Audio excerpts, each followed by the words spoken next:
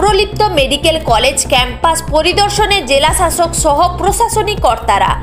নবনির্মিত তমলুকে Tamralipta medical college campus পরিদর্শন করলেন জেলা শাসক পূর্ণেন্দু মাঝি সহ জেলা প্রশাসনের কর্তা ব্যক্তিরা। বর্ষাকালে ক্যাম্পাসের পরিবেশ কেমন রয়েছে তা খতিয়ে দেখার পাশাপাশি এদিন মেডিকেল কলেজ ক্যাম্পাসের চারপাশে যে সমস্ত দোকানপাট রয়েছে সেগুলোর কি অবস্থা তা খতিয়ে দেখেন জেলা শাসক। বেশ কিছু দোকানপাট মেডিকেল কলেজের ক্যাম্পাসের রাস্তা দখল করে রয়েছে, সেগুলোকে দ্রুত সরিয়ে ফেলার নির্দেশ দেন জেলা শাসক।